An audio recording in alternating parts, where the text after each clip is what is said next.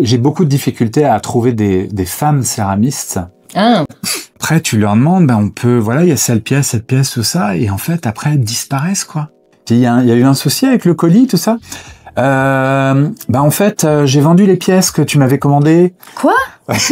Non, c'est une blague. Ah, d'accord, ok. La pièce, elle est posée comme ça dans le four. En fait, la cendre, elle va tomber dessus, et à 1300 degrés, elle va se liquéfier. Et elle va couler, en fait, dessus la pièce.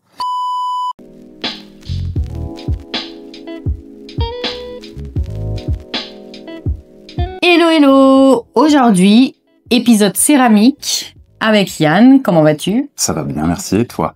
Très, très bien. Il fait très chaud, mais on est bien quand même. Qui est le fondateur de Maison Wabi Sabi. Est-ce que tu peux te présenter un tout petit peu pour les viewers et nous expliquer ce que c'est que Maison Wabi Sabi? Ouais.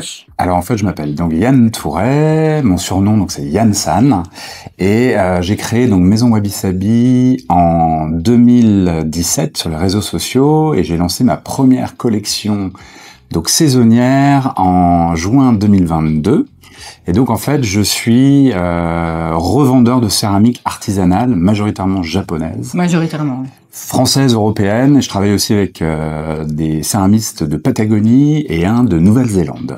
Oh, voilà. Interesting. Ça, je savais pas, tu vois. Ouais. J'ai loupé ça sur ton site. Est-ce que tu peux un peu nous expliquer ton parcours pour commencer, et comment tu t'es intéressé à la céramique? Alors en fait, mon parcours, je vais vraiment parler un peu du Japon. Moi, je suis tombé amoureux du Japon donc en 2003 exactement. Avec 2003 vraiment précis, avec l'animé donc Akira de Katsuhiro Otomo. Ouais, complètement. Bon, après moi je suis la génération Club Dorothée. Donc, il y avait quand même un petit peu de manga là-dessous, c'était assez intéressant. Dragon Ball, voilà, exactement. Et donc Akira, en fait, j'ai commencé à être vraiment, ça m'a un peu perturbé cet animé. Mais en fait, le côté hyper moderne, t'as quand même hyper violent, c'est sûr. Mais en fait, cette espèce de modernité avec un côté très traditionnel au niveau des musiques, au niveau de certains personnages. Et en fait, j'ai voulu un petit peu approfondir sur le Japon. Et en faisant en fait énormément de recherches sur le Japon, moi, je suis tombé sur la période du Heian. Donc c'est 8e, 12e siècle, dont la capitale donc était Kyoto. Et c'est en fait à partir de là que j'ai commencé à chercher des choses sur le Japon pour commencer. Et en fait cette partie du Heian, c'est là où tout l'artisanat en fait a eu vraiment un boom. Et j'ai commencé justement à rechercher sur l'artisanat, sur les tissus de kimono, sur les danses, sur les yokai, toutes ces choses-là. Et étant vraiment amoureux de l'artisanat en général depuis que je suis tout petit, je voulais être menuisier ou restaurateur de vitraux. Voilà. Depuis en fait j'ai toujours adoré, tu sais, visiter les églises, j'allais visiter avec ma mère, tout ça. Quand on partait en vacances, on visitait les ateliers de petits créateurs, des trucs comme ça. En fait, j'ai toujours aimé les trucs manuels, tu vois. Vraiment l'amour de l'artisanat.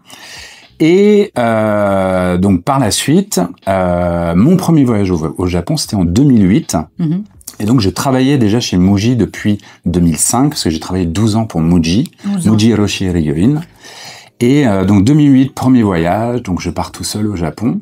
Et je descendais toujours dans une petite Minshoku à Kyoto, tenue par un papier nani. Le Minshoku, en fait, c'est une auberge chez l'habitant. Et moi, j'étais vraiment dans le quartier de Gion à Kyoto, dans le quartier où il y a... pas encore blindé? Non. On est bien d'accord, voilà. Mais vraiment pas du tout blindé, parce que moi j'ai quand même connu Kyoto en 2008 où t'avais personne à Kyoto, quoi, dans les rues, quoi. Donc ça, c'était assez dingue, c'était vraiment agréable. Et ce qui était assez génial, c'est que je partais donc la journée, et quand je revenais le soir, j'avais toujours dans ma chambre une petite assiette avec un petit gâteau posé dessus. J'avais toujours, tu vois, et toujours le gâteau était de la même couleur que l'assiette. Où il y avait toujours un petit truc comme ça assez, et puis moi je fais très attention aux détails, et des fois ça t'es vraiment servi au Japon, et je déjeunais ou je dînais des fois avec ce papy et cette mamie, et elle avait un espèce de petit meuble rempli de céramique, mais limite au chausse-pied, tu pouvais remplir les céramiques. Et à chaque fois, elle me sortait, tu vois, plein de types différents de céramiques, avec pour manger des sushis, pour manger plein de types de mets japonais. Et à chaque fois, c'était super bien coordonné. Après, Kyoto est très réputé pour la vaisselle, la coordination, la cuisine kaiseki avec tous les petits plats. Et en fait, c'est depuis ce voyage, je me suis dit, mais il y a un truc avec la vaisselle, c'est pas possible, quoi. Que ça soit aussi... Ça m'a vraiment intrigué. Et puis après, quand tu ouvres vraiment les yeux sur, tu vas au restaurant, tu vas chez les gens, tu vas dans des cafés, tout ça, il y avait toujours, en fait, cette vaisselle qui était présente et toujours différente. Et j'ai commencé à faire des recherches sur la céramique depuis 2008. Ok. Et donc, chez Muji, je suis allé plus d'une dizaine de fois au Japon, donc avec le boulot et en perso. Ah, cool. Donc j'ai pu voir un petit peu le Japon, mais j'y allais surtout pour moi en vacances, pour découvrir le Japon, que pour la céramique spécifiquement. Tu vois. Donc au début c'était vraiment un intérêt général de toute façon pour le pays. Un truc vraiment, tu vois, un truc vraiment global. Et c'était en fait, moi j'ai décidé de quitter Muji en 2017, janvier 2017. Parce qu'en fait, mon boulot était devenu un peu trop too much en fait pour moi. Et j'ai décidé en fait de rien faire pendant un an et demi, un truc comme ça. J'ai été chassé pour une autre petite société pour faire le même travail que je faisais chez Muji, mais à une échelle moindre. Moindre du coup. Et donc un peu plus cool quand même. Utile, ouais. Mais malheureusement, le Covid est arrivé là-dessus. Mince, nous avons tous été licenciés. Donc, il y avait 33 personnes sur le carreau. Donc, commencé dans cette boîte. J'avais commencé dans cette boîte, tu vois. Et donc, on a tous été licenciés avec le Covid. Ouais. Et le Covid arrive, je me suis dit, qu'est-ce que tu vas faire, Alain? Je me suis dit, je suis fan du Japon, d'accord? Je suis fan de l'artisanat japonais. Je bosse dans le commerce depuis maintenant presque plus de 20 ans, quoi. Donc tu vois, j'aime vendre, j'aime bien expliquer les produits, j'aime bien le contact avec les gens. Et je me suis dit, le digital est quand même assez en vogue, et je pense que ça pourrait être intéressant de parler de ma passion de l'artisanat de la céramique. Et j'ai commencé d'abord en octobre 2017 sur les réseaux sociaux, et après, donc quand j'ai voulu créer Maison Wabi Sabi, je me suis dit, allez, vas-y. C'est parti. Et si tu vendais des céramiques sur le site internet, quoi. Ok. Ah, donc au début, ton site, c'était vraiment pour parler de ma passion sur les réseaux sociaux en 2017. C'était pas un site e-commerce. C'était pas un site e-commerce, tu vois. Mais vraiment les réseaux sociaux. Et puis au fur et à mesure, le Covid, quand j'ai été licencié, allez hop. Je me suis dit, allez hop, tu mets tout ce que t'aimes dans le projet. Et banco, on y va. J'ai fait quand même une formation dans le digital pour un petit peu apprendre les réseaux sociaux, faire son site internet, parce que c'est moi qui ai fait mon site internet et tout. Et je dis, allez hop, banco. Et j'ai voulu, ayant bossé dans le commerce pendant 20 ans, je voulais vraiment sortir du système commercial, c'est-à-dire les soldes, les Noël, l'importance de fin d'année, tu sais, pour vendre. Et en fait, j'ai voulu suivre les saisons comme au Japon. Et donc en fait, je sors une collection à chaque fois au passage des saisons. Ok. Donc printemps, j'ai une collection, été, automne, hiver. Et donc j'ai vraiment envie de te faire ça. Donc c'est vrai que quand tu bosses dans le commerce et que tu dis que ta collection hiver, tu la sors la semaine de Noël, là on te prend pour un fou. On me dit mais pourquoi est-ce qu'il fait ça? Je lui dis voilà, parce qu'en fait j'ai envie de sortir de ce truc-là et j'ai pas envie que la céramique, l'artisanat devienne quelque chose d'industriel, si tu veux. Ouais. Que ça soit quelque chose de mode, qu'on s'intéresse, genre cette couleur, c'est la couleur de l'année. Donc faut faire de la céramique en fonction, tu vois. Et j'ai vraiment pas envie de faire ça. Et moi, l'idée de Maison Wabi Sabi, c'est vraiment de montrer en fait la diversité de la céramique japonaise, de montrer même des styles, des formes qui étaient là il y a 400 ans et qui existent toujours maintenant. Donc pourquoi elles continueraient pas dans 400 ans après, quoi, si tu veux. Donc voilà. Après, c'est vrai que c'est un challenge de vendre du côté très très traditionnel. Mais je trouve que c'est aussi très important de montrer la vraie céramique japonaise artisanale qui est un petit peu bafouée, je trouve. En ce moment, tu vois, on montre des choses, on te dit c'est de la céramique traditionnelle, mais le truc c'est fabriqué en Chine. Les petits chats stylisés, tout ça, c'est pas de la céramique traditionnelle. Oui. Tu vois, c'est des trucs. Tout à fait, oui. C'est moins cher, certes, je peux tout à fait comprendre, mais c'est vrai que la vraie céramique japonaise, souvent, quand on parle de vraie céramique japonaise, on pense tout de suite au musée Guimet, tu sais, avec des trucs très anciennes, antiques, ou alors des trucs vraiment bas de gamme qui coûtent pas cher avec des Pikachu dessus, quoi. Je vois 100 yen shop. Ouais, tu vois, 100 yen shop. Et c'est pas ça vraiment la céramique traditionnelle japonaise, artisanale. Et moi, voilà, c'est ça que j'avais envie de mettre dans mon produit. Voilà. Hyper intéressant. Mais du coup, ça m'amène une question que je n'avais pas prévue.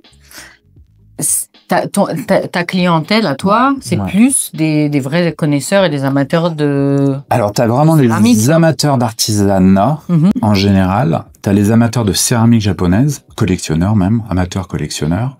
Tu as ceux vraiment qui s'intéressent... artisanat, t'as ceux qui s'intéressent à l'artisanat japonais, donc t'as vraiment 3 familles. Et puis après, t'as vraiment les curieux, parce qu'en fait, moi, ce que je veux, c'est un petit peu simplifier, en fait, démystifier un petit peu la céramique japonaise, parce qu'en fait, au Japon, ça fait tellement partie de leur quotidien. Il y a des régions qui ont des marchés spécifiques sur la céramique, où les gens, en fait, ils vont acheter leur vaisselle, quoi. Ouais. Et c'est pour ça, moi, comme je dis, je suis pas galeriste, je vends de la vaisselle d'art. Tu vois, parce qu'en fait, faut pas le mot vaisselle, en fait, c'est pas du tout péjoratif comme mot, quoi. C'est une assiette, c'est de la vaisselle, quoi. Même si elle est artisanale, ça reste de la vaisselle, quoi. C'est vrai. Et c'est tu peux utiliser une assiette que t'as achetée chez Ikea ou une assiette que t'as achetée chez moi, par exemple, ça reste une assiette dans le si tu prends vraiment le mot, ça reste une assiette, quoi. Donc c'est moi ce que j'ai envie, c'est vraiment d'essayer de faire rentrer chez les personnes dans leur quotidien de la vaisselle artisanale et qu'ils l'utilisent en fait de la même façon. Voilà. En prenant soin, bien évidemment. Mais mais souvent c'est plus mais t'en as en fait. T'as pas mal de vaisselle artisanale qui passent au lave-vaisselle. Ouais. Mais donc voilà, c'était ça.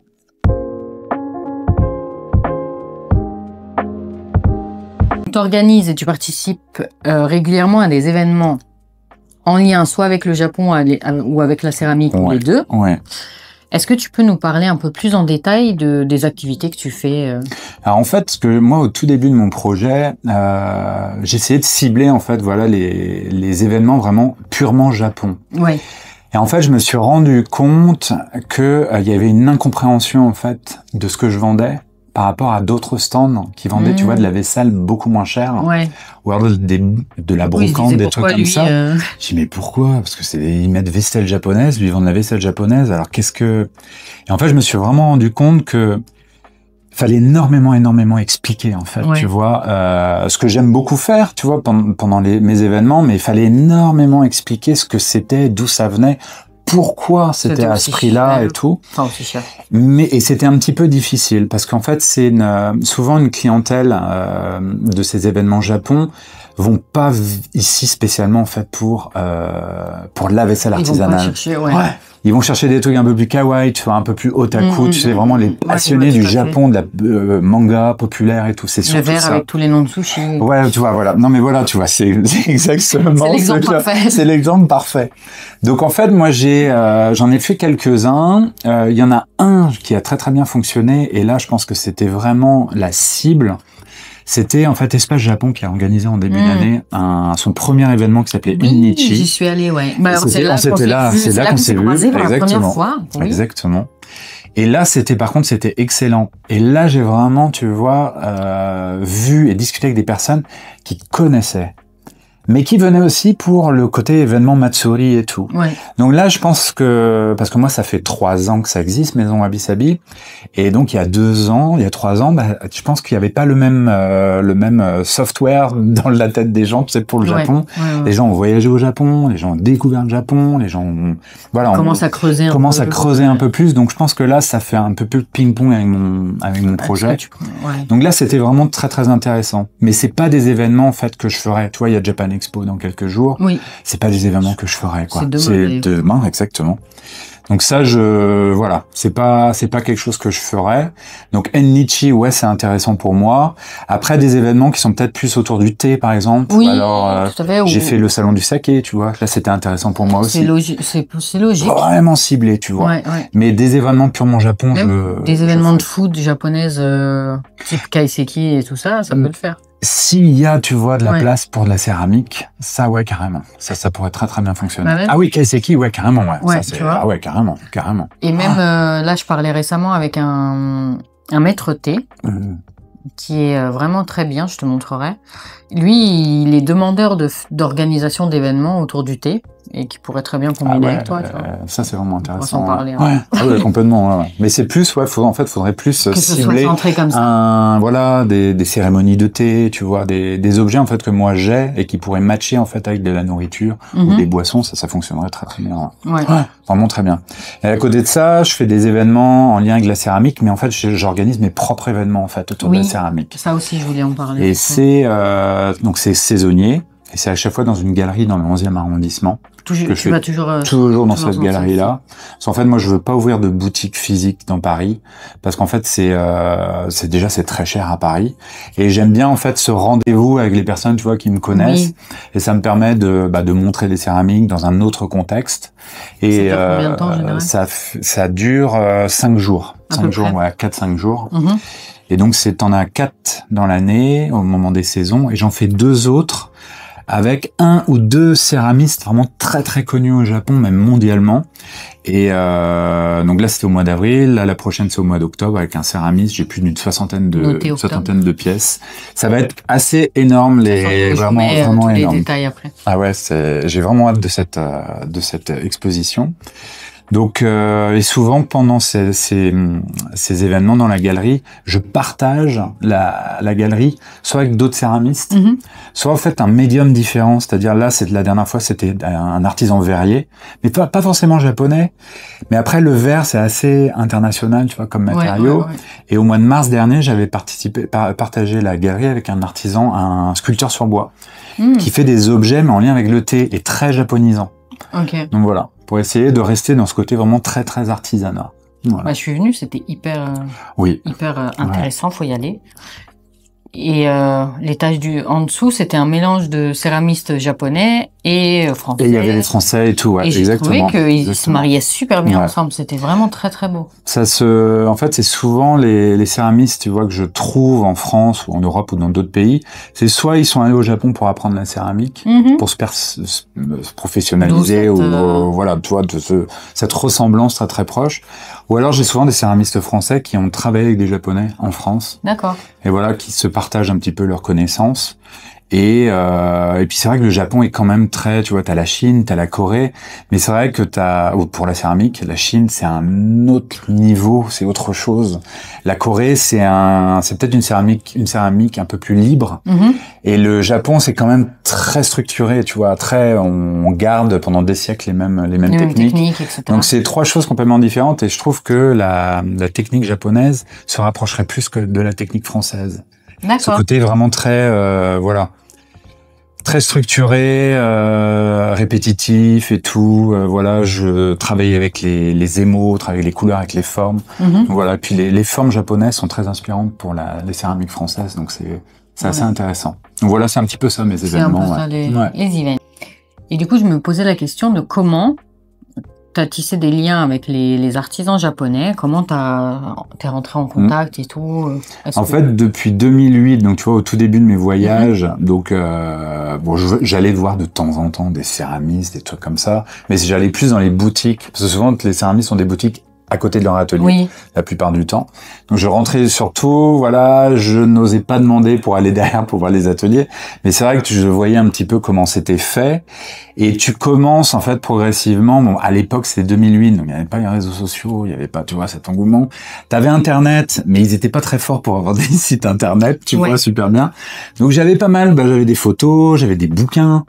Donc dans des bouquins, t'as quand même des noms de céramistes, tu peux avoir des choses comme ça. Donc j'ai commencé plus à faire un listing, tu vois, sur mon ordinateur. Mon ordinateur, il est classé dans les favoris par préfecture. Donc t'as un dossier avec les ateliers, les restaurants, mais toujours en lien avec la céramique, les événements, les galeries, les machins. Et progressivement, en fait, j'ai commencé à me faire un petit peu un book. Et quand Internet s'est beaucoup plus développé, les réseaux sociaux sont arrivés, en fait, c'est là, en fait, j'ai commencé à envoyer des messages, en fait. Directement sur Instagram. En fait, pour moi, Instagram, c'est ma bible pour la céramique. Franchement, c'est un truc de dingue. Ça a révolutionné tout. Ça a révolutionné tu vois, de prise de contact. C'est vrai que maintenant, tu peux traduire facilement le japonais en anglais, le japonais en français et tout. Et c'est vrai que j'ai commencé, mais j'y suis allé franco, que j'aurais demandé, voilà. Est-ce que ça vous dirait, par exemple, de travailler avec moi? J'explique le projet, même si c'était en anglais, tu vois. T'en as qui répondent pas. T'en as qui sont un peu méfiants, t'en as qui sont au contraire, mais tellement heureux, tu vois, qu'un Français s'intéresse, tu vois, à leur travail.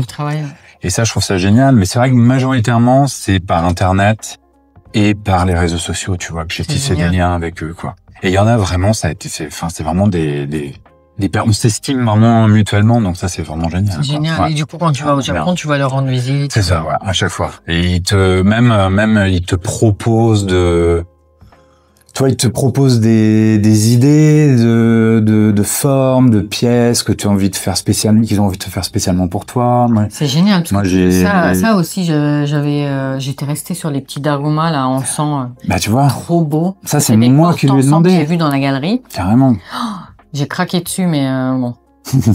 Le budget n'y est pas ce jour-là, mais je les ai gardés en tête. Ils étaient tellement beaux. J'adore les darumas. Et l'encens, donc c'était le combo parfait. Ouais, mais carrément. Et ça, c'était une commande spéciale. Ça, en fait, c'est moi qui lui ai demandé, parce que je sais qu'en France, on aime beaucoup le daruma, tu vois. Ça reste quand même un petit souvenir, même qu'on se ramène du Japon, qu'on trouve assez facilement. Et j'aime bien l'histoire du daruma et tout. Et c'est vrai que quand je lui ai dit, est-ce que tu peux me faire un daruma? À la base, lui, ce céramiste, il fait énormément de sculptures, tu vois, sculptures traditionnelles de Bizen, la préfecture d'Okayama, donc au centre du Japon. Et il m'a dit, écoute, j'ai jamais fait de daruma. Je dis, quoi, t'as jamais fait de daruma? Pour un japonais, tu vois? Mais parce qu'en fait, c'est pas un truc qui se fait en céramique, forcément. Ouais. C'est un truc qui se fait en papier mâché à la base, quoi. Oui. Et ils ont vraiment gardé ce truc-là, et voilà. Donc c'était vraiment made in maison Wabi Sabi, tu vois, mais c'est lui qui l'a fait, quoi. C'est moi qui ai donné l'idée du truc, et je voulais un porte-encens. Je voulais vraiment un porte-encens, tu vois, pour le truc. Et il est vraiment beau, quoi. Il est magnifique. Avec la boîte et tout, et... Il est resté dans ma tête jusqu'à aujourd'hui. Mais il a des pièces exceptionnelles. Si vous avez l'occasion à Paris de venir voir. Ah oui, avec plaisir. Faut venir. Et il est adorable. En plus, il vous explique tout. Donc, j'adore ça. Au top. Non, moi, ce que j'ai apprécié, c'est aussi l'ambiance chaleureuse parce que, des fois, tu sais, t'oses pas trop mettre le nez dans une galerie. Tu te dis, regardez, elle sort d'où, ça va. Mais t'as un peu peur de mettre le nez dedans. Et avec toi, en fait, c'est tellement... Non, c'est cool. Ouais, j'essaye parce que on sent que tu aimes vraiment les échanges. Ouais, carrément. Donc, merci. Si je peux vous conseiller. Mais ouais, il y a un truc sur lequel je reste fixe, c'est comment tu t'es formé à connaître toutes les techniques de céramique, tout ça. Est-ce que tu as fait une formation là-dessus? J'ai appris à faire de la céramique, à tourner. T'as appris ça où? Dans l'atelier de Kayoko Ayasaki, tu sais, le village Saint-Paul. Ouais. À l'intérieur, comment je pourrais te dire? Parce que je vois tout à fait le village Saint-Paul, comment on pourrait dire? Quand tu es, tu vois la chocolaterie, les trois sœurs, un truc comme ça? Les trois chocolats? Les trois chocolats. C'est des Japonais, en fait. C'est ça. T'as la rue. T'imagines le village Saint-Paul, trois chocolats, ils sont là. Ouais. T'as la rue de Rivoli, trois chocolats, ils sont là. Et en fait, faut faire comme ça, tac, tac, et elle est là. Ok. Et en fait, c'est je vais aller chercher c'est l'un des plus vieux ateliers de céramique sur Paris. Ok. C'est une partie vraiment des premiers en fait à être ouvert à Paris. D'accord. Et elle s'appelle Kayoko Ayasaki et elle a, j'ai pas envie de dire de bêtises, 8 ou 10 professeurs qui avec des petits groupes. Et moi, j'ai appris à faire de la céramique ici parce qu'en fait, moi, j'ai besoin de toucher pour comprendre.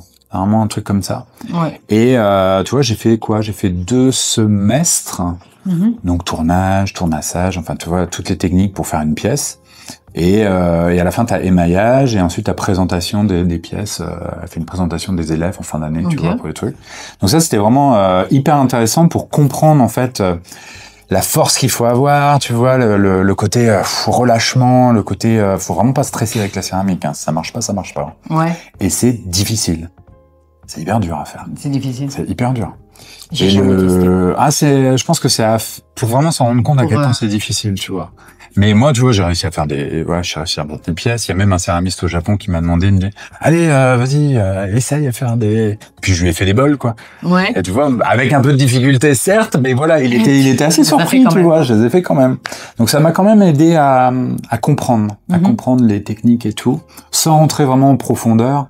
En fait, c'est pas ça que je recherchais, parce que faisant pas de la céramique, tu vois, c'est le côté, même après, c'est le côté chimie, quand tu passes dans l'émaillage des pièces. Ouais. Là, tu pars vraiment dans le côté vraiment chimique, les petites doses de poudre, les émaux, les machins, tu vois, là, c'est autre chose. Ça, j'y connais pas grand chose, quoi. Et c'est pas ça qui m'intéresse exactement. Non, c'était vraiment de voir comment ça se fait. Mais c'est bien, parce que du coup, ça t'apprend à... Enfin, tu sais de quoi tu parles. Je sais de quoi je parle. Après, j'ai énormément lu de bouquins, j'ai énormément regardé de vidéos sur YouTube aussi, tu vois, de fabrication de céramique. Avec mes céramistes, j'ai appris énormément. Voilà, ils te font palper la terre, tu vois. Ouais. Voir leur atelier et tout, donc ça t'apprend vraiment in situ, donc ça c'est super cool. Et j'ai participé aussi avec une de mes céramistes françaises, donc dans le sud de la France, à aller du côté de Montauban, et j'ai fait une cuisson au bois. Oh. Donc on était 8 personnes et on se relayait en fait pendant 4-5 jours, toutes les 6 heures pour remettre du bois, tu vois, et pour faire de la cuisson au bois. Donc ça a aussi été une sacrée expérience, tu vois. Ouais. C'est vraiment une sacrée expérience. Dans l'épisode avec Ange japonaise, elle me racontait ça. Elle a fait à Koyasan. Elle a fait à Koyasan, ouais. C'est quelque chose, mais grave. T'as 1300 degrés, tout le truc, 1300. Ok, d'accord. Tu mets une bûche. C'est pas pour moi, hein. Moi, c'est difficile, en plus. C'est très difficile de ce qu'elle m'expliquait. Parce qu'il faut que ça reste toujours... Ah ouais. En fait, il faut que ça monte progressivement, sinon les pièces, elles explosent. Si tu montes hyper rapidement, ta pète. Donc, faut vraiment monter progressivement. Et il y en a qui le font à l'œil, quoi. Normalement, tu mets un pyromètre dedans pour voir la température. Il y a des céramistes, ils font ça à l'œil. La couleur des pièces, la couleur du feu et tout. Le bruit aussi que fait le feu. Il ronronne, en fait. C'est incroyable. Dès que tu mettais du bois, tu chargeais en bois, tu sais, ça fait vraiment un ronronnement comme ça. C'est étrange. Et quand tu te retrouves à faire le quart de 2h du mat jusqu'à 8h, tu sais, t'entends les renards, les machins, les petites bestioles et puis t'entends le four qui ronronne. C'est vraiment pour un céramiste, le four, c'est vraiment une personne supplémentaire. Ouais. C'est impressionnant. C'est une entité, quoi. C'est vraiment une entité. Et c'est elle qui t'aide, c'est le feu qui t'aide pour faire tes pièces. Non, c'est spirituel. C'est très spirituel. Non, mais c'est très spirituel, hein. Ouais. Même au Japon, ils prient les kami avant de lancer le feu. Enfin, tu vois, ils mettent du sel, du saké. Ils font tout le rituel. Tout le rituel devant, hein. J'aime bien, j'aime bien ce côté. Moi aussi.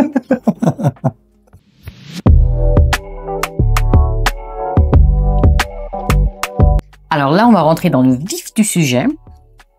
J'aimerais que tu nous expliques des techniques artisanales locales japonaises, du coup. À quoi on les reconnaît, comment on les différencie, etc. Et que tu nous parles des caractéristiques des régions au Japon, de différentes régions. Tu nous donnes des exemples. Il nous a ramené des céramiques. Alors en fait, c'est vrai qu'au Japon, donc si on faisait un podcast avec énormément de céramique, là on prendrait plusieurs jours. C'est assez impressionnant que dans toutes les régions, en fait, il y a un style vraiment différent. Souvent c'est soit la ville qui donne le style, soit c'est la région qui donne le style, soit c'est un nom de famille qui va donner le style.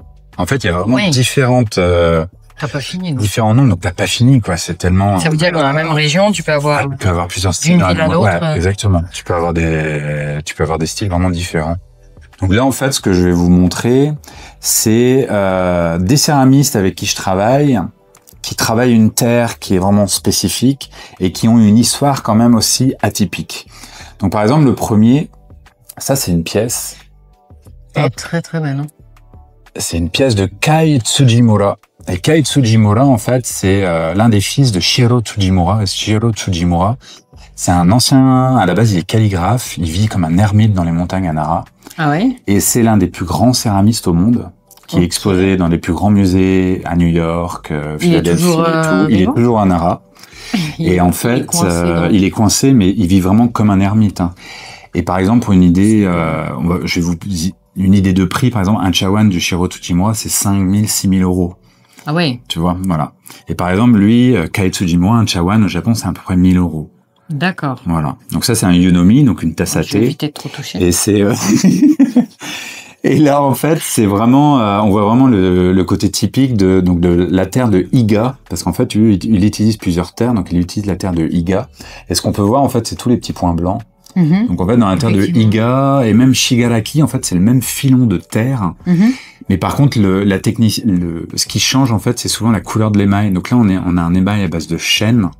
Donc, il donne cette couleur verte sur la terre au moment de la cuisson au bois. Parce que lui, il cuit uniquement au bois. Wow. Et en fait, c'est au moment de la cuisson, donc il monte jusqu'à 1300 degrés. Okay. Donc la pièce, elle est posée comme ça dans le four. Et en fait, la cendre, elle va tomber dessus. Et à 1300 degrés, elle va se liquéfier. Et elle va couler en fait dessus la pièce. C'est incroyable. Et ça va en fait, ça va donner ça va donner en fait ces petites gouttes et ces petites coulures. Et la cuisson, tu vois on voit en plus un peu là. Là, tu vois, c'est tout noir. Ça veut dire que le feu est vraiment passé dessus, quoi.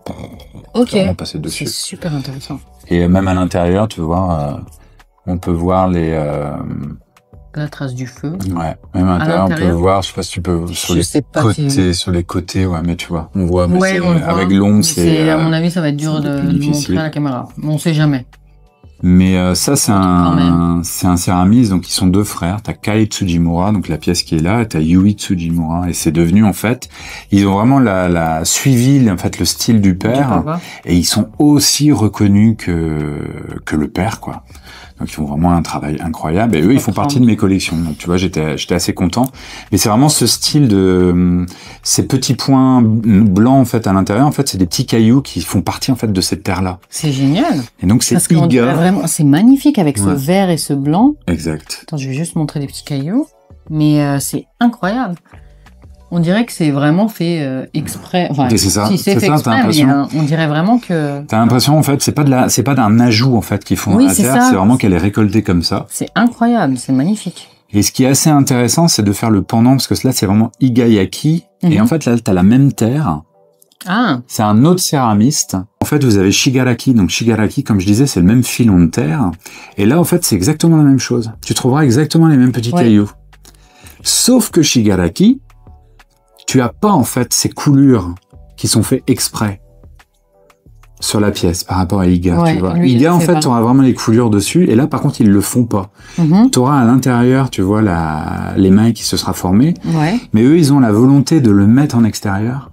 Par contre, Shigaraki, en fait, les pièces, elles sont comme ça, elles sont à nu, en fait. D'accord. T'as que le feu qui est passé dessus, et t'as pas du tout cet émail qui est visible. Très, très mais par contre, ça reste la même terre, mais ça a pas le même nom. Et pourquoi Igayaki, Shigaraki. Shigaraki Yaki, même, on pourrait dire. Tu commences déjà à me perdre, là. Ouais, je suis désolé. J'imagine même pas les connaissances qu'il a, parce que c'est incroyable. Pourquoi c'est plus foncé, là? C'est pareil, en fait, c'est que le feu, tu vois. Le feu, il est passé là. Il est passé dessus, ouais. Je retiens quand même. Je retiens des choses. Tu retiens les choses. Vous voyez? Ouais. L'intérieur, comment il faut pour que ce soit... En fait, tu vois, là, la pièce, elle a été posée vraiment comme ça. Ok. Comme ça, ouais, voilà, tu vois, comme ça. Et en fait, la cendre est tombée à l'intérieur. Et donc, c'est pour ça qu'à l'intérieur, tu vois, c'est cristallisé, c'est vert. Et du coup, c'est la cendre qui cristallise comme ça? C'est ça. C'est génial. Tu vois, on la voit briller un petit peu. Elle est belle. Ouais, enfin, c'est beau, ce vert. On dirait un mini pot de fleurs. Ouais, c'est vrai. Je me vois bien boire mon espresso là-dedans. Exact. Hop. Ensuite, je vais vous parler donc de... Alors, lui, il s'appelle Teipei Terada. Là, par contre, on va dans une autre région. En fait, on va pas très loin de Nagoya, donc vraiment au centre du Japon. Et en fait, c'est un céramiste, donc c'est la 4e ou 5e génération. Et là, c'est vraiment la céramique donc typique du Japon qu'on pourrait appeler Setoyaki. Et en fait, le nom au début de la céramique japonaise, ça s'appelait Setomono. Okay. Parce qu'en fait, la céramique un peu industrielle qui est partie en Europe, dans le monde entier, a été créée à Seto. En fait, l'industrialisation de la céramique, vraiment d'utilisation quotidienne industrielle, a commencé à Seto. D'accord. Et on l'appelait Setomono, les objets en fait de Seto. Et en fait, c'est de là que c'est vraiment parti. Et il y a même en fait Arita pour tout ce qui est porcelaine. Sur Kyushu, en fait, c'est là qu'est partie la céramique un peu industrielle dans le monde entier.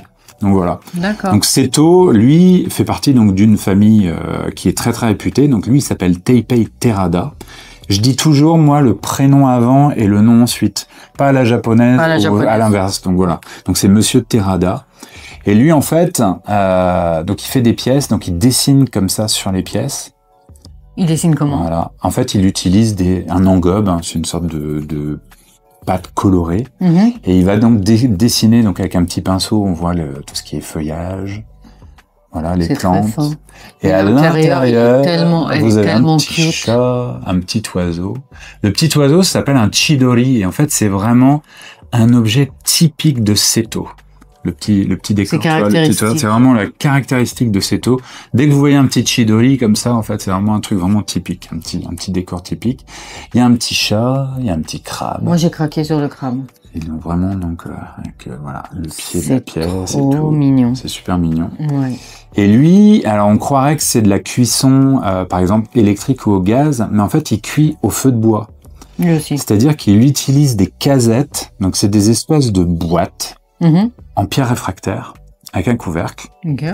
Et en fait, il va faire les pièces, et il va mettre à l'intérieur de la casette la pièce. En fait, le feu va pas passer dessus. Il va chauffer la pièce, il va la cuire en fait un petit peu dans une étuve. Et en fait, ça évite d'avoir des traces de feu dessus. Parce que justement, eux, ils veulent garder, tu vois, tout le dessin et tout, et garder en fait cet aspect. Et le truc, c'est si en fait ça passerait dessus, souvent en fait le noir va plus devenir noir, il va changer de couleur, il peut virer au rouge par exemple. En fait, souvent les couleurs. Et lui, il veut vraiment garder ce côté noir. Vraiment cette couleur. Et ça s'appelle le Seto Guro. Seto Guro, Seto Kuro, parce que Kuro ça veut dire noir en japonais. Et vraiment ça c'est vraiment typique en fait de la région de Seto, donc Seto Kuro. Moi je dis Guro, tu peux dire Kuro, c'est la même chose. Et là c'est vraiment le côté typique, il y a toujours en fait des plantes décorées ou alors des animaux, et c'est toujours en fait voilà, dans la céramique traditionnelle, vous verrez pas des robots forcément ou des ou des trucs beaucoup plus contemporains. Faut se poser une question si c'est des robots. Voilà, exactement. Ou alors si vraiment le style de la personne est vraiment, tu vois, vraiment très spécifique. Ouais. Ok. Ouais. Juste une dernière question, parce que elle brille, tu sais, elle est pas, enfin là aussi elle est pas. Ouais. Mais sur certaines céramiques, t'as pas ce côté brillant. Ouais. Parce qu'en fait là il met souvent c'est un engobe, un émail transparent en fait dessus, qui peut être mat, qui peut être brillant. Et là ça se met avant ou après la cuisson? Ça se met en fait après la décoration. Okay. À la fin en fait. D'accord. À la fin. Parce que ça brille, je sais pas si ça se voyait, mais. On voit un petit peu. Ouais, on voit. On verra ça au montage. Et la petite dernière, donc ça c'est ma céramique préférée au Japon, et c'est l'une des plus vieilles céramiques japonaises. Donc c'est la céramique de Bizen, qui se trouve donc à Okayama. Donc c'est on pourrait dire entre Osaka et Hiroshima, à peu près, à mi-chemin. Et donc ça fait partie donc Bizen Yaki, dans la ville de Imbe exactement. Et c'est là en fait où à l'époque, il y a plus de 400 ans, où a été créée cette céramique, il y a 6 familles qui ont créé donc la céramique de Bizen. Et donc moi je travaille avec la famille Kaneshige, donc qui fait partie des 6 familles, et je travaille avec donc les 2 frères, c'est Yosaku et Shosaku Kaneshige. D'accord. Et ils ont créé le studio You. Ils travaillent ensemble. Ils travaillent ensemble, ouais. Et vraiment ils travaillent ensemble. Souvent il y en a un qui va plus être dans le design des pièces, et l'autre il va plus un peu concentrer sur les cuissons, toutes ces choses-là. Donc ils se partagent vraiment le travail. Mais ils ont surtout une recherche de forme, une recherche en fait de décor, et surtout ils suivent en fait les styles du père, donc il s'appelle, moi je l'appelle Yuho Sensei, mais c'est Yuho Kaneshige. Je vais y arriver. Et pour vous dire en fait, Shosaku, donc le grand frère, c'est le 186e potier de la famille, sur l'arbre généalogique de la famille Kaneshige. Donc ça fait plus de 400 ans qu'ils font de la céramique dans la famille. Mais ce qui est génial, c'est que en fait le père, Yuho Kaneshige, a toujours été très curieux des cultures dans le monde entier. Donc en fait chez lui, il a énormément de bouquins sur, par exemple, les tribus africaines, tu vois, l'Asie, les trucs comme ça. Et en fait, maintenant les 2 frères s'inspirent en fait de décors, tu vois, de tenues, je sais pas de quel pays africain, et ils font des décors maintenant sur les assiettes. Donc là, c'est vraiment sortir du côté vraiment super traditionnel. C'est clair. Et ce qui est génial, c'est que le père, qui est vraiment très très connu au niveau de la céramique, il encourage énormément, tu vois, les 2 fils à faire à se diversifier génial, et tout. Ça. Donc ça fait vraiment plaisir de voir une jeunesse, tu vois, qui est vraiment encourager, tu vois, à changer, à un petit peu évoluer, changer les barrières vraiment strictes de la céramique japonaise. Donc ça, c'était vraiment chouette. Et donc là, c'est vraiment 4 styles que je vous ai montrés, mais il y en a énormément. Moi, chez Maison Wabi Sabi, je travaille depuis le début du projet avec plus de 65 céramistes. Et vraiment du nord du Japon, alors pas encore Hokkaido, mais vraiment du nord du Japon, de Iwate jusqu'à Tanegashima, donc au sud de Kyushu, c'est l'île qui est en face de Kagoshima. Ouais. Donc voilà, j'essaie de montrer un petit peu, tu vois, tous les styles de céramique japonais. Et pourquoi pas Hokkaido encore? Ben en fait, j'ai des céramistes, il y en a quelques-uns, c'est pas encore quelque chose de... Enfin, t'as quand même un style de céramique, mais t'as pas un style propre à Hokkaido, tu vois. D'accord. Ils font de la céramique, mais ils prennent ils prennent des choses qui existent, ou ils inventent, tu vois, un style. Pour moi, j'ai pas vu vraiment. Il y a un style de céramique à Hokkaido, mais c'est pas trop moi quelque chose qui m'intéresse. Ça reste encore, je trouve. C'est des balbutiements encore, c'est pas encore. Ouais, c'est pas trop mis en avant, tu vois. Il y a pas un style moi qui me motive, tu vois, à présenter sur Maison Wabi Sabi. Il y a un céramiste que j'aime beaucoup, mais voilà, après tout est une question de discussion. Ouais, c'est clair. Mais non, par contre à Okinawa, tu vois, il y a des céramistes, il y a énormément de céramistes que j'aime beaucoup à Okinawa, qui font de la céramique Mingé. Oui. Donc c'est de la céramique d'art populaire, tu vois, qui a été un petit peu mis en avant par comment il s'appelle, Shoji Yamada. Il y avait comment il s'appelle, Soetsu Yanagi. Tu vois, voilà, vraiment des personnes qui ont vraiment fait sortir en fait l'artisanat populaire en fait et l'a mis vraiment au goût du jour. Et à Okinawa, en fait, il y a vraiment un style de céramique Mingé qui est vraiment excellente. Et ça, j'aimerais bien les présenter. Photos. Ouais. Parce que je peux vous dire beaucoup de mots techniques. Voilà, faut pas hésiter à poser des questions après. Ouais. Non mais j'irai Google. J'irai googler des photos avec plaisir. Je trouve que ça. Ouais, et la céramique Mingé est vraiment intéressante, hein, vraiment intéressante. Je trouve que on a un petit peu de la céramique comme ça en France, si on va par exemple dans le Lot, si on va en Bourgogne, si on va à la Borne, si on va à Saint-Amand-en-Puisaye, tu vois, il y a vraiment des styles comme ça qu'on pourrait appeler de la céramique Mingé. La céramique populaire, même la céramique en Bretagne, ça pourrait être de la céramique Mingé, tu vois. Ouais. Donc c'est un peu le même style, ouais. Ok. Et sur Bizen, je voulais revenir un peu. Oui. Est-ce que tu peux expliquer un peu plus qu'est-ce qui caractérise Bizen? Ouais. Et on est passé super rapidement dessus, en vrai. Exact. J'ai pas trop montré. Exact. On n'a pas montré. Parce qu'en fait, Bizen, Bizen, ce qui est super, c'est que eux n'utilisent pas d'émail. C'est ça. Ils dessinent avec le feu. Et c'est ça que je trouve ça extraordinaire. C'est qu'ils vont utiliser les végétaux pour, tu vois, par exemple, le pied de ce Yunomi, ils vont utiliser en fait de la paille de riz. Et ils vont faire en fait entourer la terre, la pièce elle est sèche, elle est de cette couleur-là. Et en fait, le pied est entouré de paille de riz. Et au moment en fait de la cuisson, en fait, c'est une histoire de potassium qui se trouve dans la paille de riz, qui va en fait fondre sur la terre. En fait, il y a une réaction chimique entre la terre et le potassium de la paille de riz, et ça va en fait former cette couleur orange. T'as bien fait de demander. On n'est pas passé. Parce qu'en plus, il y en a des techniques à Bizen, ou alors ils font cuire par exemple les pièces dans la cendre. Ils vont mettre la moitié de la pièce dans la cendre, et l'autre moitié en fait va se prendre les flammes du feu. Et tu vas avoir deux couleurs. Tu vas avoir une couleur très très noire, et en haut ça va être par exemple gris. Ok. Donc c'est vraiment énormément de techniques. Et t'as par exemple, ils utilisent de la terre des montagnes, et ils utilisent de la terre proche de la mer. En fait, les couleurs sont vraiment différentes, et ils aiment bien. T'as certains céramistes qui aiment bien les mélanger et faire une sorte de marbre en mélangeant les terres, et ça donne encore un autre style. Et il y a plein de choses. Ils sont bien placés en fait. Ils sont super bien placés, vraiment super bien placés. Et il y a aussi quelque chose, alors qui se fait quand même un petit peu moins maintenant. Mais à la base, la terre de Bizen, elle était récoltée, conservée pendant 10 ans, avant l'utiliser pour faire des pièces. Pourquoi il l'a conservée? Et en fait, ça permettait, tu vois, elle était souvent mise dans des... un peu à l'abri en extérieur, mais à l'abri quand même des intempéries, ou alors des fois sous les intempéries, mais bon, ça dépend comment tu voulais la garder.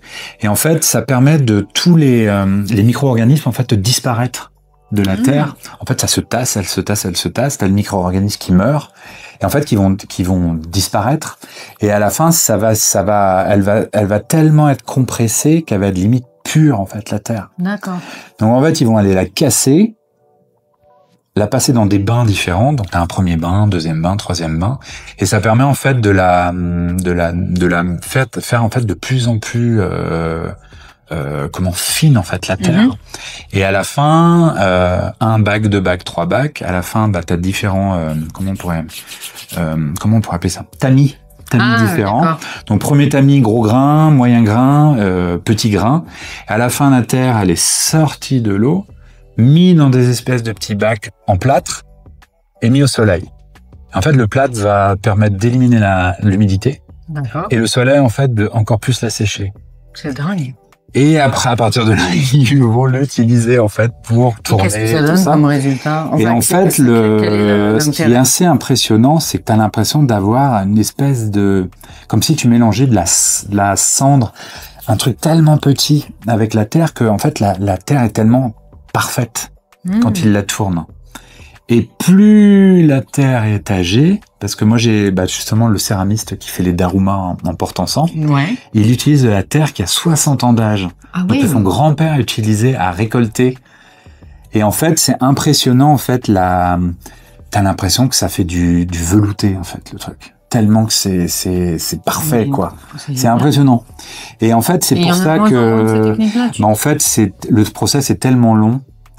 T'as de moins en moins de familles, tu vois, qui le font. Et en fait, le problème, c'est aujourd'hui que t'es obligé de répondre un peu à une demande de production. Ouais. Après, c'est pas une région où ils produisent énormément, mais t'as quand même de la production.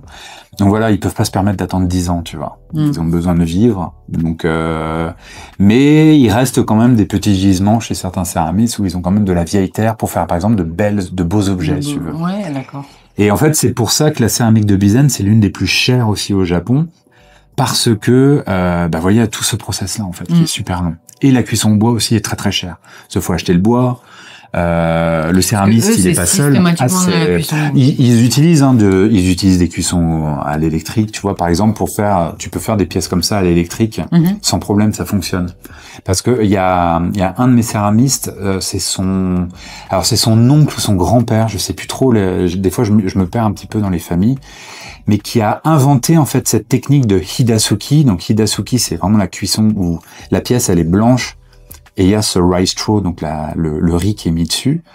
C'est l'oncle ou le grand-père qui a inventé cette technique à l'électrique, qui a permis en fait de produire beaucoup plus facilement et régulièrement pour éviter de faire que de la cuisson bois. Donc ils utilisent aussi ça, mais c'est vrai que la majorité, vraiment le mindset, le mindset là-bas, c'est la cuisson en bois, quoi. C'est vraiment très très important. Ouais. Super intéressant. Voilà. Je répète tout le temps super intéressant, ça devient un tic. On commence à me le balancer en commentaire. Ah bon? Ah, c'est super intéressant. Super intéressant. Et donc maintenant, quelle est la situation actuelle de la céramique au Japon? Ouais. Est-ce que tu peux nous dire où on en est? Est-ce qu'elle est encore... est-ce qu'il y a beaucoup d'ateliers? Alors, t'as quand même encore pas mal d'ateliers. Parce que moi, pour un petit peu analyser, tu vois, les fours, moi j'appelle ça les fours, ou tu peux appeler les poteries, c'est un peu pareil. Mais c'est souvent les fours, en fait, qui vont définir un petit peu la localisation, le nom, toutes ces choses-là. Et moi, c'était en 2020, j'avais acheté un bouquin qui s'appelait La céramique japonaise, tout bêtement. Et dans ce bouquin, tu as une carte où il y a 100 fours qui sont répertoriés. Et je me suis amusé, en fait, à les rechercher. D'accord. Et le bouquin date des années 60-70. Donc t'as quand même, tu vois, plus de 50 ans qui sont passés, quoi. Ouais, clairement. Et j'ai commencé à rechercher. Donc t'as des fours qui ont disparu. T'as des fours où le nom a changé. T'as des fours qui ont réapparu. Ah. C'est un peu surprenant où t'as vraiment des petits changements, mais après c'est vrai que les fours principaux sont quand même encore là. Donc t'as quand même un maintien depuis, parce que la céramique un petit peu comme ça régionale, c'est environ il y a 400 ans, tu vois, c'est 450 ans. Et c'est vrai que ça existe toujours. Il y a toujours des lignées de potiers qui existent. Il y en a, par exemple, là, dans ma dernière collection, je travaille avec un céramiste, par exemple, à Bizen, qui fait partie de la famille Mori. C'est la 19e génération. Ah ouais. Et le gars, il a 40 balais, mais il essaye pareil aussi de un petit peu développer des styles, moderniser tout son style, tout en gardant en fait ce côté terre, feu traditionnel de la région. Mais par contre, t'as certaines régions qui étaient très artisanales, qui se sont industrialisées au niveau de la céramique, et au contraire, t'as des régions en fait, par exemple la région de Seto, qui a été très dans l'industrie, mais en fait moi mes céramistes me disent que tout ce qui est côté très industriel est en train un peu de se casser la binette. Et par contre, t'as des artisans qui sont en train de reprendre la main dessus. C'est marrant. Donc ça, c'est assez génial, mais c'est surtout cette nouvelle génération, tu vois, qui en fait, qui s'inspire même d'autres régions qui vont pas simplement se contourner. Par exemple, lui, il va te faire, il fait du Seto yaki, mais il va quand même un petit peu aller à droite et à gauche pour prendre des émaux, purge des dessins, tu vois. Donc c'est vrai que la génération qui a 35-45 ans, elle est en train un petit peu de redynamiser le truc. Donc ça, c'est vraiment encourageant. C'est vraiment encourageant. Mais par contre, tu vois, t'as des céramistes, moi, que j'ai rencontrés, tu leur demandes, ils ont 60, presque 70 ans, et je lui dis, vos enfants, ils reprennent? Non, ils reprennent pas, quoi. Donc là, tu te retrouves devant ça va être lui le dernier, quoi. Ouais. Et ça, c'est un petit peu triste parce que c'est vrai que dans sa région, il y a d'autres céramistes qui vont prendre le relais, mais pas son four. Pas son four, pas sa technique. Donc la lignée va s'arrêter, quoi, tu vois. C'est dommage. Donc ça, c'est super dommage. Après, c'est la même chose en France. Mais c'est la même chose en France, tu vois. L'artisanat, c'est ça qui est... C'est exactement la même chose. Donc c'est un peu... ça reprend, ça disparaît, mais en fait, je me rends compte que c'est un petit peu... la vie, ça se renouvelle, oui. Ouais, ça se renouvelle. Donc au final, il y a pas... Ça se renouvelle. Mais c'est vrai que moi, ce que j'ai remarqué, c'est que ils ont le marché au Japon de la céramique artisanale. Il y a un marché. Ouais. Ça, c'est sûr. Ça, mais en interne, dans le Japon, il y a un marché. Et c'est vrai qu'ils ont un peu plus de mal à s'exporter. Je pense que par le barrière de la langue, il y a une volonté de s'exporter. T'as une volonté, mais pas tant que ça, quoi. Pas tant que ça. Non, pas tant que ça. J'ai pas trouvé, tu vois. Ouais. T'en as qui sont vraiment contents parce que tu vois vraiment qu'ils cherchent à vendre à l'international. Ouais. Mais il y en a d'autres. Ils sont plus réticents. Pas une obligation, si tu veux. Nous, on a assez avec le marché japonais. Le marché, Ouais, complètement. Hein. Ça, c'est un truc qu'on remarque Ouais. C'est... Ouais. Peut-être un peu la mentalité insulaire aussi. Mais je pense, ça, c'est sûr et certain. C'est sûr et certain. T'en as qui vont vraiment t'aider, mais qui vont faire vraiment le maximum pour pouvoir vraiment que tu présentes leur travail, qui vont te remercier, mais... C'est impressionnant. Moi, il y en a, j'ai changé leur vie. Hein. Il y en a, il m'a dit, mais tu as changé ma vie, quoi. C'est un rêve, quoi, d'exposer en France, ouais. Ça, c'était vraiment encourageant. Ça faisait vraiment plaisir. Ouais. Mais c'est vrai que t'en as, ils n'ont pas forcément besoin. Mais ça reste, ça reste japonais. Ouais, c'est très japonais, ouais, complètement. Ouais.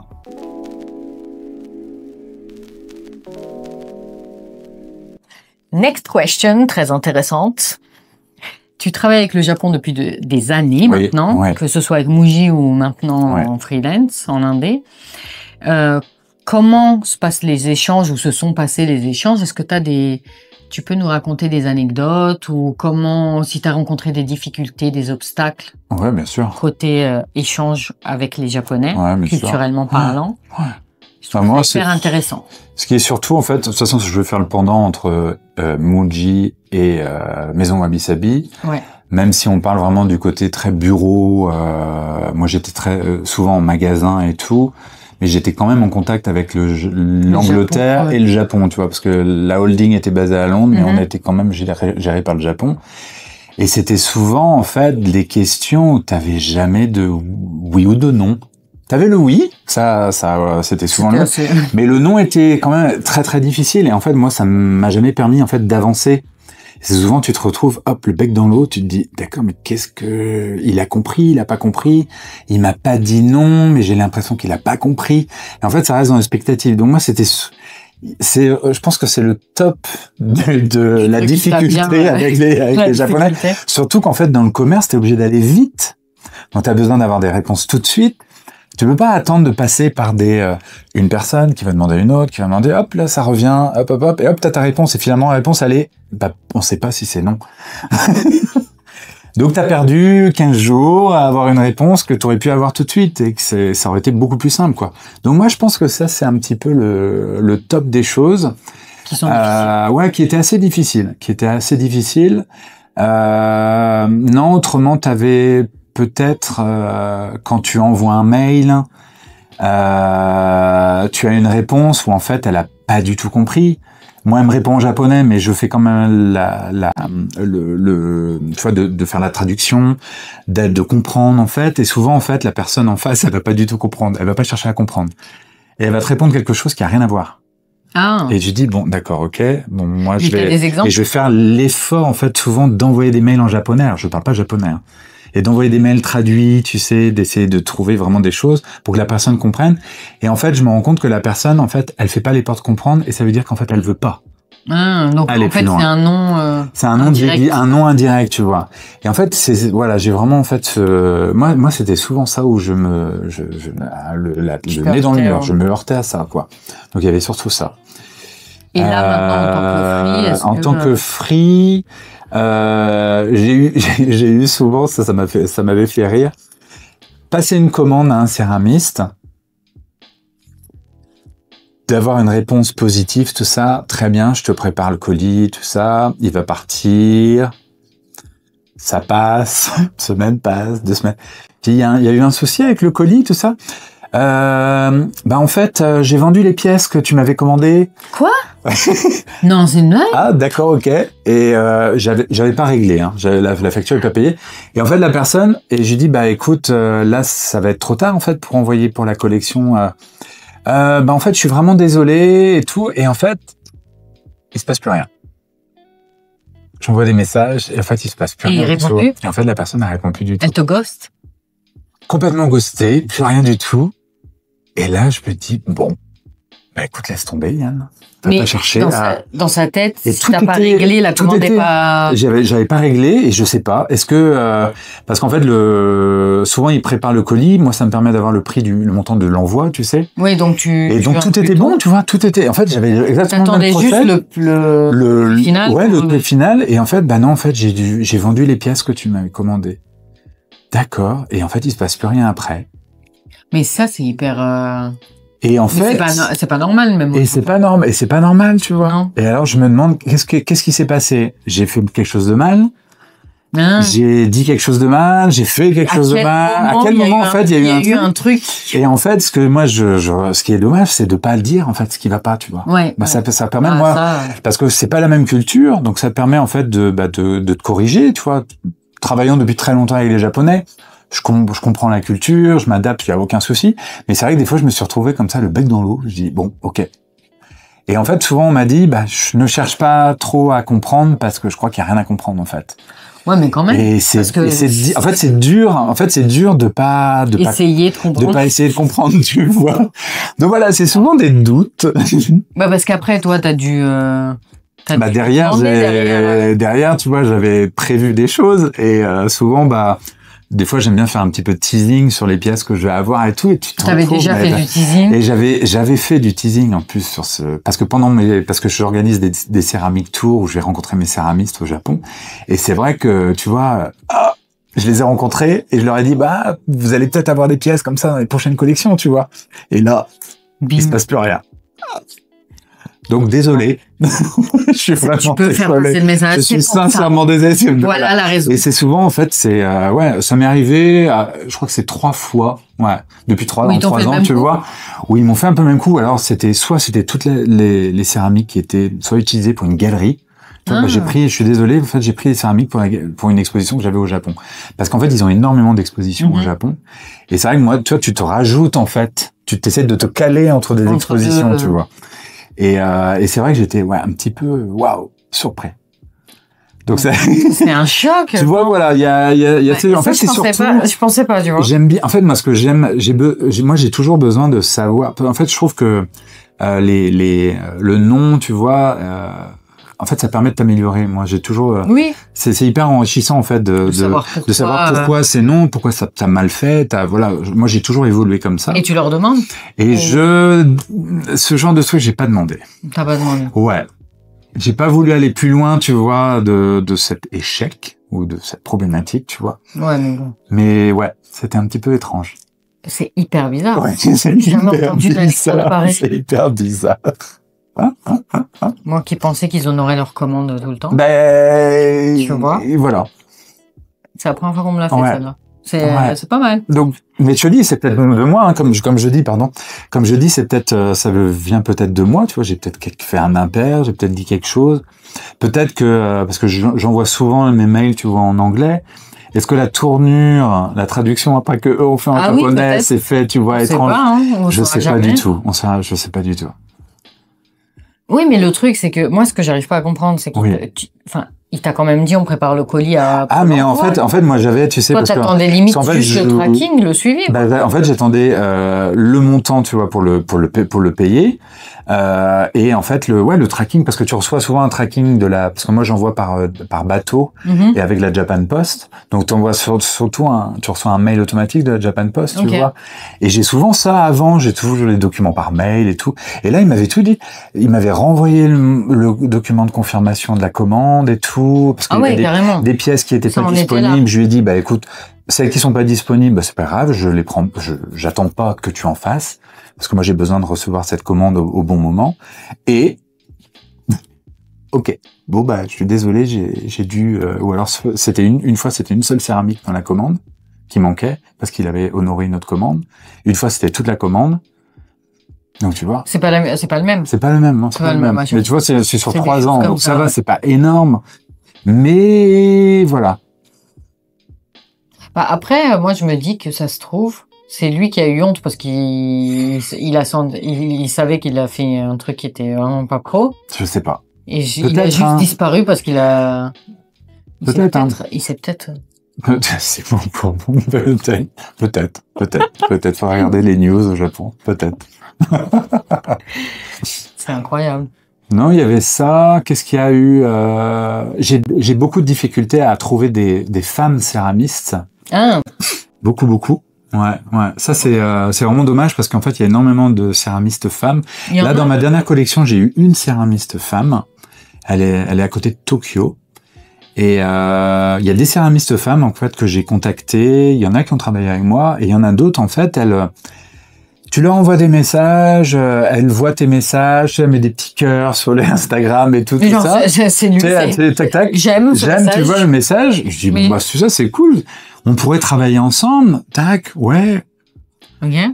Et en fait, bah, après, tu leur demandes, bah, on peut, voilà, il y a cette pièce, tout ça. Et en fait, après, elles disparaissent, quoi. Elles te répondent plus. Elles répondent plus, quoi. Au partir du moment où, ouais, tu vois, c'est super bizarre. Alors, je sais qu'il y a il y a toujours voilà, la céramique japonaise, c'est fait par des hommes au Japon, hein, ça, depuis des années et des années, que les femmes, tout doucement, elles arrivent à se faire une place dans les potiers, ce qui est rare, ce qui est vraiment dommage, parce que leur travail est juste dinguissime. Moi, j'adore. Mais voilà, alors, est-ce qu'elles osent pas se mettre, tu vois, en position au même niveau que les hommes, vu avec qui je travaille. Mais comment je travaille avec des pointures, tu vois, très connues, tu vois, au Japon. Alors, est-ce qu'elles se mettent, se mettent la pression? Parce que ils sont très en compétition au Japon, hein. Même entre deux frères, ils sont très en compétition au Japon, ouais. D'accord. C'est assez, c'est intéressant, ça. C'est assez intéressant. Les gossips de la céramique. Ah, complètement. Les gossips de la céramique. Mais je veux dire. Mais c'est vrai que c'est, même entre deux frères, hein, t'as une compétition, hein. Ok. Mais est-ce que tu penses que les femmes, dans ce cas-là, très intéressant ce point-là, est-ce qu'elles voient qui tu exposes et du coup, d'un coup, elles se sentent... Ah, j'en suis sûr et certain. Tu penses que c'est à ce niveau-là? Ouais. Parce que t'as même des céramistes dans des régions qui me disent « Ah, mais j'ai vu que tu travaillais avec tel artiste, tu sais, par exemple, dans la même région. Alors, ils acceptent ils acceptent de travailler avec toi, mais tu sens que... Ça les dérange que t'aies déjà une relation avec le village d'à côté. Exactement, tu vois. C'est compliqué. Ouais, non, mais c'est... Ouais, carrément. Ça doit être super compliqué, les relations. Et t'en as qui veulent pas du tout parce que, voilà, t'es pas une galerie. Moi, comme je dis, je suis pas une galerie, je vends de la vaisselle. J'insiste vraiment sur le truc, tu vois. Et il y en a qui veulent pas être catégorisés. Et il y en a qui veulent pas, ou alors ils veulent pas être mélangés avec d'autres céramistes. Ils veulent moi je veux bien qu'on travaille ensemble, mais pour une solo exhibition seulement. Tu vois, et des fois, tu le fais. Et des fois, je le fais, mais je le fais, moi, avec des artistes, tu vois, qui pour moi, si cet artiste me dit, je veux une solo exhibition, pour moi, non, tu n'es pas, en fait, ton style n'est pas assez marquant, caractéristique, tu vois. Voilà. Je comprends.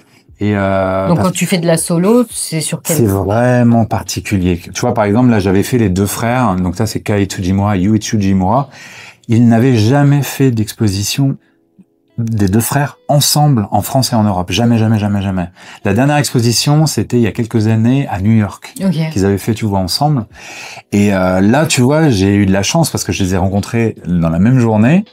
Super. Mais voilà, ils auraient pu, tu vois, ils ont accepté de bosser ensemble, de présenter des pièces ensemble et tout. Tu vois, ils auraient pu me dire. Pas ensemble, quoi. Ouais. Tu vois, c'était qu'est-ce qu'il a dit mon frère. Il a dit quoi. Il veut faire ci, il veut faire ça. Tu vois, c'était très contrôle. Tu vois, très dans le contrôle. Ce que je peux comprendre, hein, contrôler l'image. C'était pas au Japon, donc c'est un peu l'inconnu. Oui. Mais t'as ça, ouais, qui est très marquant. Hein. Tu vas marcher sur des œufs tout le temps. J'ai un autre. C'est un petit peu ça. Tu sais pas trop en fait quelle réponse tu vas avoir. Soit c'est hyper enjoué, on y va, on fonce. Soit c'est très contrôle. Très contrôle sur l'image, sur les photos que tu as le droit d'utiliser sur le site, sur les réseaux sociaux et tout. SNS, tu sais, t'avais toujours le truc SNS, les réseaux sociaux. Donc t'as ça, et il y a un autre artiste que je vais donc présenter au mois d'octobre. Donc en fait c'est lui, je vais présenter en octobre. Donc, il s'appelle Shogo Ikeda. Et pour vous montrer, voilà. C'est beau. Waouh. Et donc lui il est peintre à la base. Tu vois le monde. Bah ça se voit. Hein. Oh, c'est beau. C'est fin. Qu'est-ce que c'est magnifique. Même avec les petits détails derrière. Des petits nuages, des petits... Ouais. Oh, c'est beau. Et lui, c'est complètement dingue ce qu'il fait, parce qu'en fait, il s'inspire de Hokusai, de ukiyo-e, en fait, toutes les estampes de l'époque, un peu chinois aussi même. Mais c'est c'est ce que j'allais dire, on dirait, enfin, limite pas que c'est japonais. Mais c'est ça, exactement. Pas tellement c'est fin, comme si japonais c'était rude, non. Ce que je veux dire, c'est que moi, j'aurais pu comparer ça après, je suis pas super spécialiste, mais à de l'art chinois. Mais carrément. Tu vois, même le tigre. Bah oui, c'est pour ça. Le tigre et tout, qui a les yeux un petit peu... il passe un peu dans tous les sens, tout ça. Mais il est assez marrant, parce qu'en fait, cet artiste, il est coté mondialement. C'est impressionnant. Et moi, je voulais absolument travailler avec lui. Et tu vois, c'est ce genre d'artiste que je fais en solo exhibition. Ouais, ok. Parce que c'est vraiment particulier et que c'est des choses que tu vois pas. Toi, t'as le côté vraiment très traditionnel, t'as le côté vraiment, décor, en fait, dessin, quoi. Ouais. Vraiment plus dessin, plus décoratif. Et lui, il a accepté de travailler avec moi, mais c'est un artiste, en fait, tu lui demandes rien du tout. Faut pas lui demander quoi faire. En fait, c'est un artiste qui fait. Il fait des pièces. Okay. Donc toi, tu lui as juste dit, on fait un solo exhibition. Ouais, exactement. Qu'est-ce que tu veux? Voilà, exactement. Et t'as pas encore reçu? Non, en fait, là, c'est parti. Il y a quelques. En fait, il y a 61 pièces au total. Mm-hmm. Donc c'est vraiment une grosse expo. Mais il te les a montrées ou genre il t'a t'as quand même validé sur les trois. La troisième dernière post sur mon Instagram, on voit en fait un petit peu une vidéo que j'ai mis avec qu'il a pris. Ça. Et c'est assez incroyable parce que je lui ai fait faire des darumas, statues comme ça. Décidément. 3 statues de dingue en samouraï déguisant. Non mais avec une coiffe d'iroquois comme ça. Et non mais en fait il va très loin parce qu'en fait il s'inspire d'un samouraï japonais qui s'appelle Zatoichi. Ouais. C'est un samouraï aveugle. Mm-hmm. Et en fait il est passionné par ce samouraï et il le décore. Il fait des bouteilles à saké, il fait des statues en forme de Zatoichi et tout. Okay. Donc c'est assez incroyable ce qu'il arrive à faire. Il fait des baleines qui sortent de l'eau, il fait des fugus sur des assiettes, c'est impressionnant. Et il décore les boîtes. Tu sais, les keribako, les boîtes avec le nœud, là, il les décore. Il fait des dessins dessus. C'est impressionnant, hein. C'est vraiment un artiste impressionnant. Et moi, je suis le magasin en fait qui le représente en France et en Europe. Génial. Ouais. Donc c'est ce genre d'artiste, tu vois, que j'ai envie de montrer. C'est en octobre, ouais. Fin octobre, ouais. Fin octobre. Ouais, du 23 au 26 octobre exactement. Faudrait que tu me fasses une petite piqûre de rappel. Oui, avec plaisir, avec plaisir. Ah ouais, faut venir parce que c'est incroyable, C'est génial. Ouais. Et lui, je lui ai rendu visite. Et c'est lui qui vit sur l'île de Tanegashima, au sud, en face de Kagoshima. Ah, voilà. C'est lui. J'avais oublié de te demander. Ouais. Non, c'est incroyable. Et c'est parce qu'en fait, il n'arrivait pas à gagner d'argent avec la peinture, qu'il s'est mis en fait à la céramique. Et du coup, ça a tout changé. Ça a changé sa vie. Mais je te dis, il est connu, mais moi, ma première expo de lui, j'avais fait l'année dernière, en 2024, en avril 2024. Et, j'avais une vingtaine de pièces. Et j'ai vendu des pièces à Shanghai, j'ai vendu des pièces à Singapour. En fait, c'est des collections. Tu les avais mis en ligne, quoi. J'avais mis en ligne et j'avais présenté dans une galerie à Palais Royal. T'as une petite galerie qui fait 3 mètres carrés. 1 mètre. Et en fait, j'avais une vingtaine de pièces et c'était impressionnant. Les demandes que j'avais, je pensais pas à ce point. Singapour, Shanghai, c'est parti partout, quoi. Et c'est des collectionneurs de Shogo Ikeda. C'est incroyable. Bah, tu m'étonnes. Incroyable. C'est vraiment toutes des pièces uniques. T'as toujours, en fait, cette idée de forêt de bambou, de tigre, de dragon. T'as vraiment un petit peu l'art populaire. Il aime bien faire des daruma, il aime bien faire des maiko, il aime bien faire des samouraïs. C'est impressionnant. C'est toute une histoire à chaque fois dans les pièces. Ouais. Coup de foudre. Ah, coup de foudre, ouais, vraiment. Magnifique. Ouais, vraiment magnifique, ouais. Donc voilà. Voilà. Et du coup, en octobre, est-ce que ce sera tu feras un showroom ou c'est toujours la galerie dans le 11e. Toujours la galerie. Et il y aura, en fait, sur l'étage principal, il y aura toutes ces pièces, tu vois, uniquement ces pièces qui seront réunies sur le truc. Donc, et je serai là. Avec plaisir. Plaisir. Et venez. J'adore. Ah ouais. Comme je dis, même venez voir la céramique. Juste pour voir. Hein, pour voir, vous n'êtes pas obligé d'acheter, c'est pas une obligation, c'est vraiment venez voir ce qui se fait parce que c'est vraiment incroyable ce qui se fait. C'est vraiment, et ouais, il a des très belles belles pièces, mais rien que pour le plaisir des yeux, c'est la dernière fois je m'en suis pris plein la vue. La dernière fois que je suis venue. Donc là, ok, j'ai hâte. J'ai hâte de voir ça. Ce qu'il a pondu. En plus, moi, j'adore les daruma, donc. Ah bah là, c'est impressionnant. C'est impressionnant. 3 daruma. Je vais voir si Angèle est dispo, on viendra. Ah oui, avec plaisir. Ouais, avec plaisir.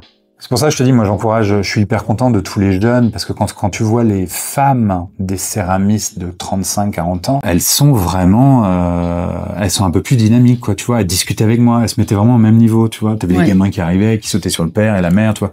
Tu sentais vraiment le côté nouvelle génération, c'est pas pareil. Ça, c'était intéressant. Bah, moi, j'avais rencontré aussi ce qui était intéressant, t'as Elsa, in Japan, qui de nom, je vois. Ouais.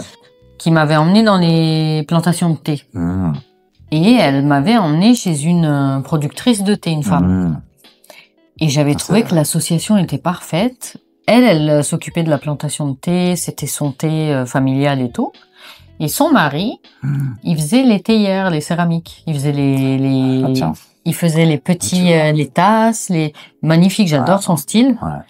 Et ben, ils étaient tous les deux à la maison où lui, il s'occupait de faire les théières et il était, c'est ça qui est fou, ça. Céramique. Et tu vois, ça reste encore l'homme qui fait des céramiques, tu vois. C'est l'homme qui fait des céramiques. Elle s'occupait du thé. Mais par contre, c'est c'est dingue. C'est elle qui s'occupait du thé. Ouais, c'est elle qui s'occupe du thé. Et après, elle nous a fait une petite, elle nous faisait une dégustation du thé et tout. Lui, il est venu aussi, papoter avec nous. Il nous a montré quelques pièces. Et, mais tu sentais que malgré le fait que lui, il fait quand même la céramique, ils étaient au même niveau, quoi. C'était vraiment un combo. Mais ouais. Ça, c'était combo. Ça, c'était un bon combo. Il y a pas. C'est-à-dire, on s'occupe du thé, des théiers. Ça, c'est physique, hein. Ouais. Et elle avait des mecs sur sa coupe.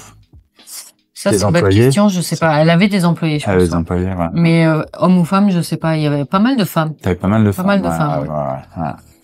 Ah, tu vois. C'est encore des mecs qui font ça, mec. Oui. Tu vois, c'est ça qui est dingue. C'est ça qui est dingue. Quand je fais le tour, tu vois, de tous mes céramistes, c'est même deux, hein, les deux frères. Après, elles sont adorables. Leurs femmes respectives, elles sont vraiment adorables. Mais c'est vrai que c'est elles, voilà, qui apportent le matcha, tout le monde, tous les mecs qui sont dans la pièce, les gâteaux, les gâteaux. C'est le schéma tradit, quoi. C'est toujours le schéma tradit. Hein.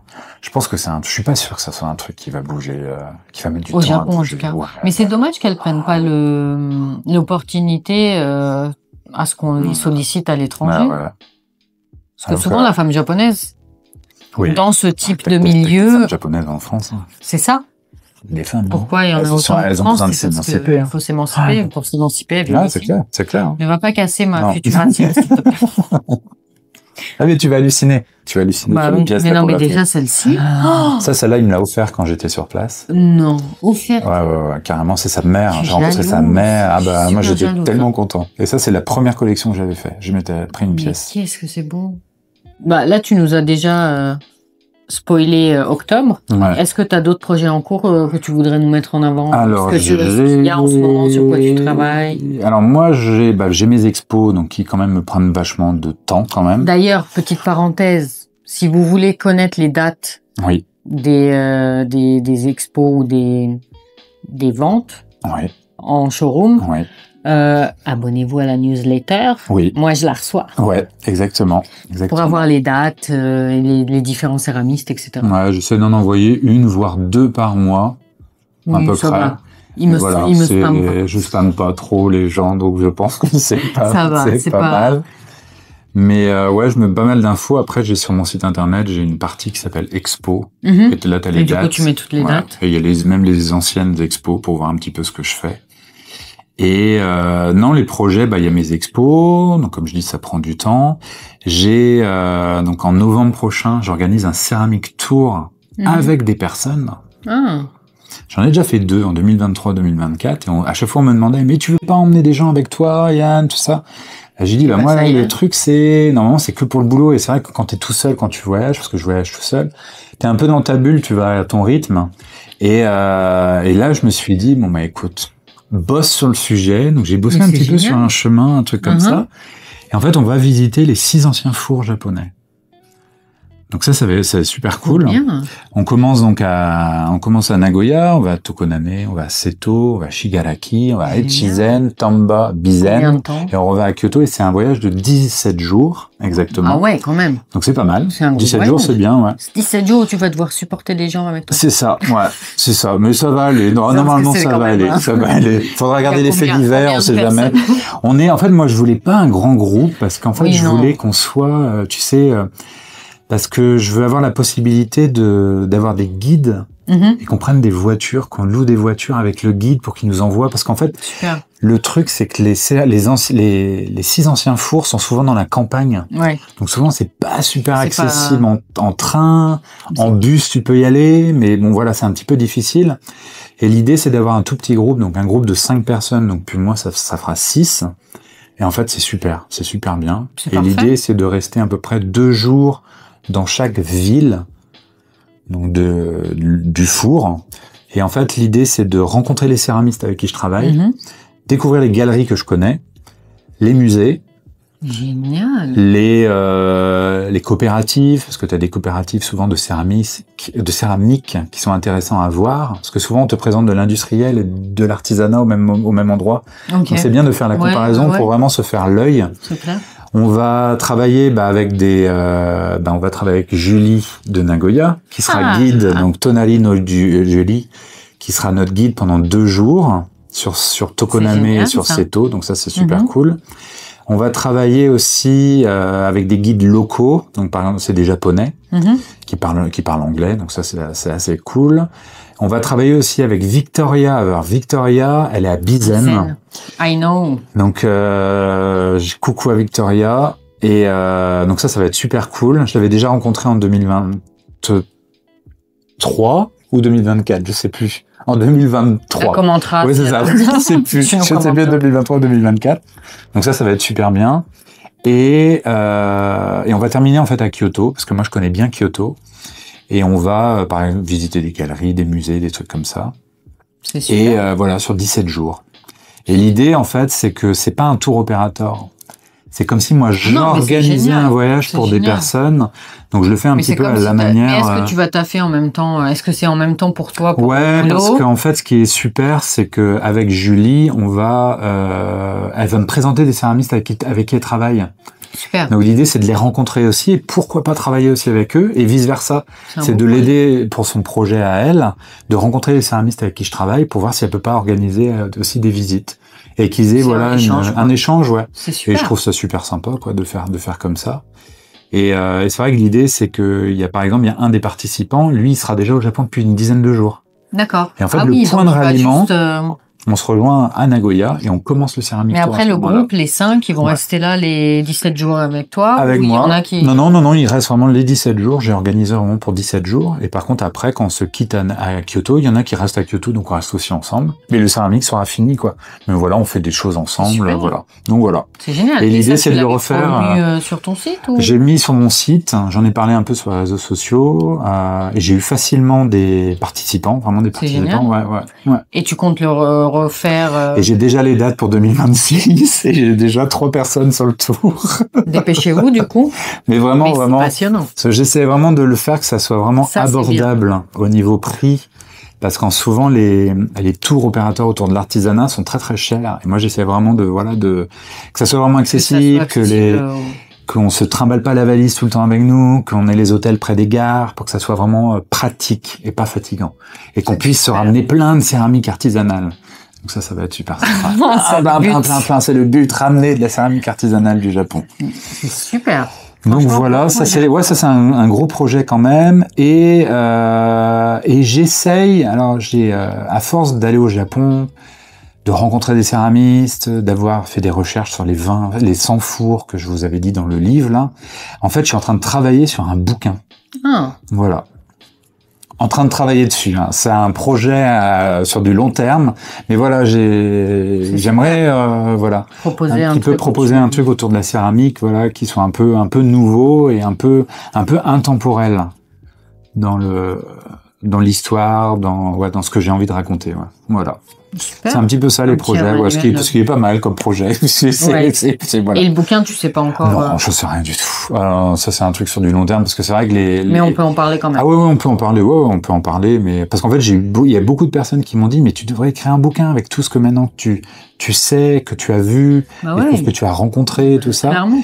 Et je me suis dit mais un bouquin c'est quand même un sacré boulot et je me dis le faire sur du long terme, mais le faire concrètement, tu vois, mais sur du long terme, c'est faisable. Genre tes mémoires. Oui, genre mes mémoires en céramique. Tout ce que tu as appris. Tout ce que j'ai appris. Dans ta vie, le parcours. Mais si, en vrai, avec tout ce que tu as accumulé comme connaissances, c'est hyper intéressant. Il faut que ça soit... ça n'existe pas en plus en français. C'est souvent technique. C'est trop technique. Je trouve que c'est trop technique. Et je crois qu'il y a possibilité en fait de raconter la céramique japonaise sans rentrer dans le côté technique. Il y a une possibilité, je pense. Voilà. Teaser, ting dung. On attend, du coup. Oui. Attendez quelques années. Hein. J'ai attendu. Voilà. Mais ça se fera, ouais. Super. En tout cas, merci. Avec plaisir. C'était passionnant. J'ai encore appris plein de trucs. Je vais devenir une spécialiste à force. Mais j'espère. À force de parler. J'espère. Mais ouais. Et avec impatience pour octobre. Ouais. Moi, j'y serai en tout cas. Merci beaucoup. Et on vous attend avec impatience également. Merci. Merci. Bye bye.